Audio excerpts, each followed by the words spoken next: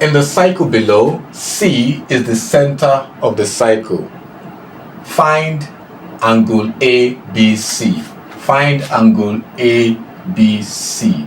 So let's call this X degree. Now this is cycle theorem. This is cycle geometry that makes use of cycle theorems. So in solving questions involving cycle geometry, we must be very, very detailed in solving our questions, because whatever value we get, we have to give reasons for it. So for example, you can see that we are told that C is the center of the cycle. Now, how do we calculate this value, angle ABC, which we have called X? What do we do? The best way we can do is to actually construct. We're going to do a construction here, and that construction is what? We're going to join the points A and C with a straight line, something like this.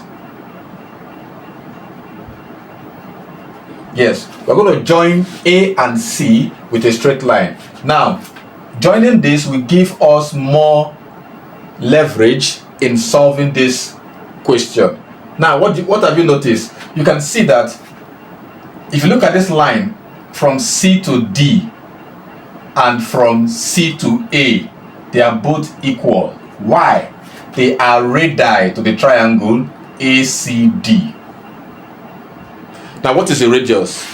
A radius is a line that is drawn from the center of the cycle to any point on the circumference of the cycle. So you can see, we are told that C is the center. So from C to D is the radius of the cycle. Also from C to A is the radius of the cycle. And also from C to B is the radius of the cycle. So what happens? It means that triangle what? ACD, which is our case study.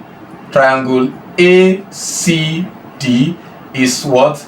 An isosceles triangle. What does it mean? It means that two sides are equal. So therefore, our angle, now let's look at this angle. Our angle CAD will be equals to what? 33 degree. If this angle is 33, here also will be 33 degree. Now what's the reason?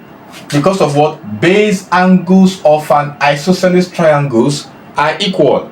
So that's my reason. I write it base angle, I write my angle like this, of an isosceles triangle are equal. So in cycle theorems, whatever value you get, you have to give reasons for your answer. So here is what? 33. But our goal is to find X. Now remember that angle BAD, sorry, not BAD, BCD, angle BCD is 126 degree, which is the angle at the center of the cycle. Here, BCD is 126 degree. Now, BAD will be equals to what? 126 degree divided by 2, which is what? 63 degree. Now, what's my reason? There's a theorem that says at an angle suspended at the center of a cycle by an arc. Now this is an arc. An arc is a part of the circumference of a cycle. So BD is an arc. So an angle suspended by this arc, BD, at the center of the cycle is what? 2 times the angle at the circumference. So let's look at this arc, B to D. It sustains an angle of 126 at the center. So it's going to sustain, by the theorem, it's going to sustain half of this at any point in the circumference. You can see BD sustains 2 angles, one at the center, one at the circumference. So the one at the center is 2 times the one at the circumference. That means the one at the circumference is half of this. So that is why we got 63. So our reason is what? Angles at center is what? 2 times. You can see it's 2 times angles at circumference. I can abbreviate my circumference like this. Now that means all here is 61 degree. But we have calculated this angle to be 33 and all here is 61. So therefore the angle here alone will be what? That is angle BAC will be equals to what? 61 degree minus 33 degree. So when we subtract 33 from 61, what we're going to have? We're going to have 28 degrees. Now let's look at triangle ACB.